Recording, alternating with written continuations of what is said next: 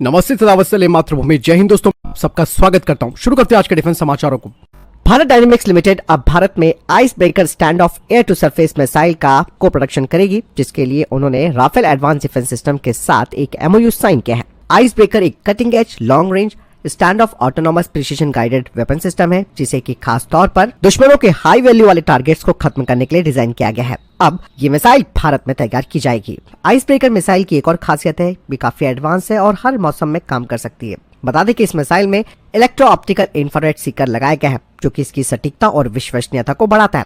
और ये मिसाइल अपनी सिद्ध टेक्नोलॉजी के लिए भी जानी जाती है, जो कि ऑटोमेटिक टारगेट रिकॉग्निशन यानी कि एटीआर क्षमताओं के साथ आती है। और ये मिसाइल जीएनएसएस डिनाइड इन्वायरमेंट में भी काम कर सकती है।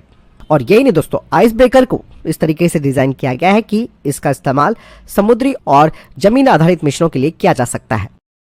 चलिए बढ़ते हैं नेक्स्ट अपडेट की तरफ। एलसीए तेजस मार्क 2 में दोस्तों अब कई तरीके की स्वदेशी क्षमताओं को लगाया जा रहा है। बता दें कि एलसीए मार्क 2 में खतरों का पता लगाने के लिए और ऑटोनॉमस रूप से जवाबी कार्रवाई करने के लिए डिजाइन किए गए 2 अत्याधुनिक सेंसर लगाए जाएंगे, जिसमें कि मिसाइल अप्रोच वार्निंग सिस्टम और infrared search and track system है। बता दें कि ये दोनों सिस्टम सिचुएशनल अवेयरनेस और हवाई खतरों की एक विस्तृत श्रृंखला के खिलाफ सुरक्षा प्रदान करने के लिए डिजाइन किए गए हैं। मिसाइल अप्रोच वार्निंग सिस्टम की अगर बात की जाए तो ये एक एडवांस सेंसर सिस्टम है, जो कि एयरक्राफ्ट के चारों ओर गोलाकार कवरेज प्रदान करता है, जिससे कि मिसाइलों के आने का ऑटोनोमस रूप से पता लगाया जा सकता है, ट्रैक किया जा सकता है। और ये सिस्टम सतह से हवा में मार करने वाली मिसाइलों यानी कि सैम और हवा से हवा में मार करने वाली मिसाइलों जैसे मिसाइल खतरों से विमान की रक्षा के लिए काफी महत्वपूर्ण है, जो कि आधुनिक हवाई युद्ध में काफी महत्वपूर्ण जोखिम पैदा करते हैं।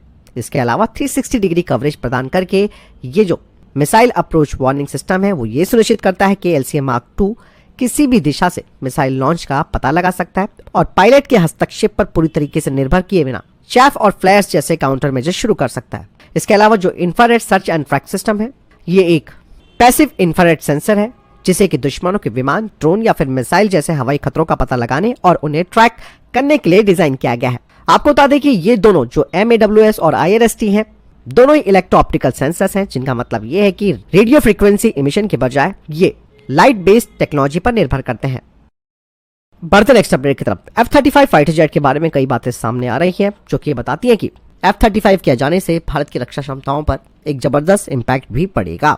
हालांकि कुछ रिपोर्ट्स बताती हैं कि भारत अगर F-35 को, जो कि एक 5th जनरेशन का फाइटर जेट है, उसे खरीदता है तो भारत को इनका अधिग्रहण भी उसी तरीके से करना होगा जिस तरीके से 36 राफेल फाइटर जेट्स का अधिग्रहण किया गया था, यानी कि गवर्नमेंट टू गवर्नमेंट डील के तहत, जिससे कि दोस्तों भारत को एक वक्त मिल जाएगा AMCA के रेडी होने तक, ताकि भारत अपने जो एडवर्सरीज है उनके ऊपर एक बढ़त बना सके। हालांकि कुछ मीडिया रिपोर्ट्स बताती है कि F-35 फाइटर जेट को खरीदने का मतलब ये है इसकी मॉनिटरिंग प्रोटोकॉल्स का भी इस्तेमाल करेगा। मतलब ये है कि अमेरिका को ये बात पता होगी कि F-35 का इस्तेमाल कहाँ कहाँ किया जा रहा है। हालांकि यहाँ पर F-35 को टेक्नोलॉजी का सुपीरियरिटी मिली हुई है और इसकी प्रूवन स्टेल्थ क्षमताएं भी हैं, जिससे कि ये चाइना के एयर डिफेंस सिस्टम्स को भी चकमा दे सकता है। इसमें एडवांस सेंसर और डेटा फ्यूजन का इस्तेमाल किया गया है और इलेक्ट्रॉनिक युद्ध में तो F-35 काफी माना जाता है।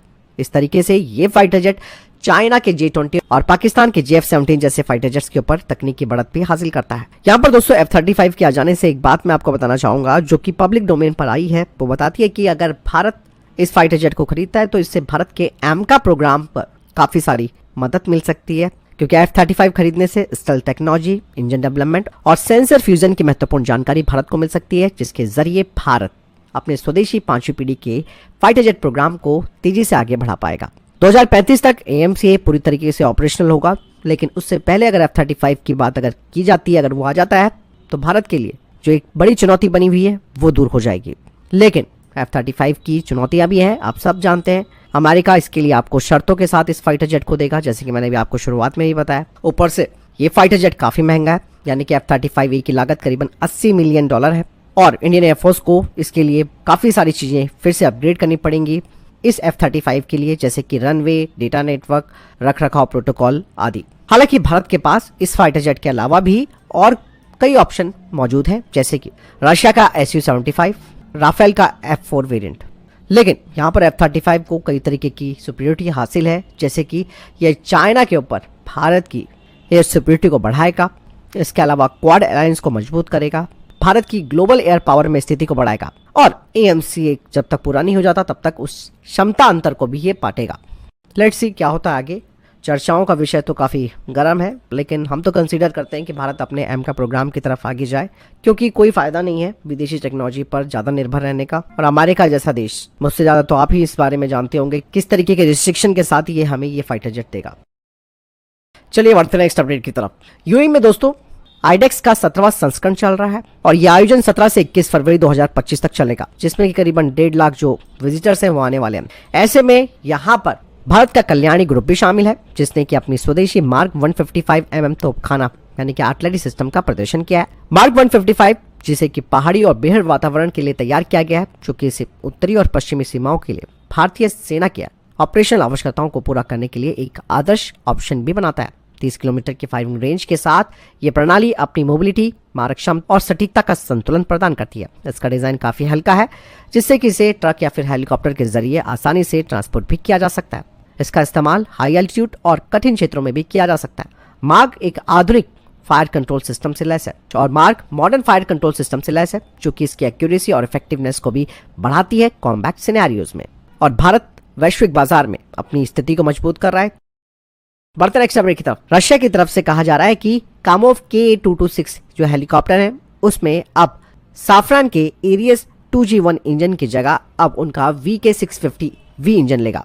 दरअसल इससे पहले फ्रांस के द्वारा तैयार किए गए 2G1 इंजन को कामोव 226T पर लगाया गया था, लेकिन जियोपॉलिटिकल प्रेशर और इंजन की सप्लाई की वजह से कई तरीके की जटिलताओं का सामना करना पड़ रहा था। हालांकि यहाँ पर रशिया के यूनाइटेड इंजन कॉर्पोरेशन ने घरेलू रूप से निर्मित VK650V को तैयार किया है और वो कह रहे हैं कि यह फ्रांसीसी इंजन की तुलना में काफी ताकतवर इंजन है, जो कि 650 से 750 हॉर्स पावर की रेंज में पावर आउटपुट प्रदान करता है और ये विभिन्न इलाकों और जलवायु में कामोव 226T की ऑपरेशनल आवश्यकताओं को पूरा कर सकता है। यानी कि यहाँ पर रशिया इंजन स्विच करने की बात कर रहा है। रशिया ने यह भी कहा है कि हम काफी एक्साइटेड है कि भारत VK650V से लैस कामोव 226T का परीक्षण करे। यह इंजन न केवल पिछली आपूर्ति वाली समस्याओं को सॉल्व करेगा, बल्कि स्थानीय विनिर्माण और तकनीकी सहयोग के लिए भी नई संभावनाओं को खोलेगा। यहाँ पर दोस्तों कुल मिलाकर ये कहा जा सकता है कि अगर इस इंजन के परीक्षण सफल हो जाते हैं तो भारत में कामोव 226T के निर्माण के लिए HAL और रशियन हेलीकॉप्टर्स के बीच एक जॉइंट वेंचर फिर से शुरू हो सकता है, जिससे कि स्थानीय उत्पादन में वृद्धि होगी और आयात पर भी निर्भरता कम होगी। चलिए बढ़ते हैं नेक्स्ट अपडेट की तरफ। टोनमो इमेजिंग के द्वारा बनाया गया स्काई मल्टी सेंसर कैमरे को HAL के कैट्स वॉरियर लॉयल विंगमैन में देखा गया है। स्काई मल्टी सेंसर कैमरा खास तौर पर उड़ान के लिए काफी महत्वपूर्ण हो जाता है, जिसमें कि लैंडिंग और उड़ान के दौरान पायलट की दृष्टि को बढ़ाया जा सकता है, वो भी अलग अलग स्थितियों में, चाहे दिन, रात या फिर प्रतिकूल मौसम क्यों ना हो। अंधेरा, धुआं, धुंध और कोहरे को भेदने वाला ये खास तरीके का कैमरा है, जिससे कि सिचुएशनल अवेयरनेस और सुरक्षा दोनों सुनिश्चित होती है। ये क्षमता मैन्ड और अनमैन्ड दोनों तरीके के विमानों के लिए काफी महत्वपूर्ण है। स्काई में एक डुअल इमेजिंग सिस्टम है, जो रियल टाइम की स्थिति के बारे में जानकारी के लिए एक डे लाइट इमेजर और प्रतिकूल मौसम में विजिबिलिटी के लिए एक थर्मल इमेजर को शामिल करता है। इस सिस्टम की खास बात यह है कि इसे सिंगल लाइन रिप्लेसेबल यूनिट के रूप में डिजाइन किया गया है, यानी कि इंस्टॉलेशन और रखरखाव काफी सरल हो जाता है। बढ़ते नेक्स्ट अपडेट की तरफ। मार्टिन बेकर जो कि इजेक्शन सीट बनाने के लिए जानी जाती है, वो अब बेंगलुरु में अपनी नई फैसिलिटी खोलने वाले हैं। मार्टिन बेकर की ये नई फैसिलिटी इंडियन एयरफोर्स की जरूरतों के अनुरूप इजेक्शन सीटों के रखरखाव और निर्माण के लिए एक डेडिकेटेड केंद्र के रूप में काम करेगी। इसके अलावा ये HAL के निकट रहेगी, तो काफी सारी चीजें यहाँ पर डिस्कस भी की जा सकती हैं। मार्टिन बेकर का इंडियन एयरफोर्स के साथ एक लंबा रिश्ता भी रहा है, जिसकी इजेक्शन सीटें इंडियन एयरफोर्स की कई फ्लीट्स पर लगी हैं और ये कंपनी अपनी विश्वसनीयता के लिए जानी जाती है। इस नई फैसिलिटी में मौजूदा सिस्टम को बनाए रखने पर ध्यान केंद्रित किया जाएगा और भविष्य के प्लेटफॉर्म्स के लिए इजेक्शन सीटों का भी निर्माण किया जाएगा। चलिए बढ़ते हैं नेक्स्ट अपडेट की तरफ। डीप ओशन मिशन के तहत national institute of ocean technology ने 4th जनरेशन का डीप ओशन ह्यूमन समरसिबल मत्स्य 6000 को तैयार करना शुरू किया है। बता दें कि अभी इसके एक्सटेंसिव ड्राई टेस्ट किए गए हैं NIOT के हैंगर में। इसके अलावा इसके वेट टेस्ट को L&T शिप बिल्डिंग फैसिलिटी कट्टुपुली में किए गए हैं, जिसमें कि 5 मैन्ड और 5 अनमैन्ड डाइव्स शामिल थी। और इस टेस्टिंग के दौरान इसकी पावर की functionality, control, rotation, stability, human support और मैनुअलिटी को वेरीफाई किया गया। अब कहा जा रहा है कि इस तरीके के वेट टेस्ट के बाद, यानी कि परीक्षण के बाद 2025 के अंत तक 500 मीटर तक मत्स्य 6000 का डेमोन्स्ट्रेशन किया जाएगा। टाटा एडवांस सिस्टम ने DRDO के स्टेल्थ VHF रडार के लिए अपना प्लेटफॉर्म उपलब्ध कराया है, जिसे कि Tata high mobility vehicle platform पर आसानी से इंटीग्रेट किया गया है। अस्त्रा माइक्रोवेव ने एक एमओयू साइन किया है एलएनटी के साथ, जिसके तहत वे रडार टेक्नोलॉजी को साथ में मिलकर तैयार करेंगे।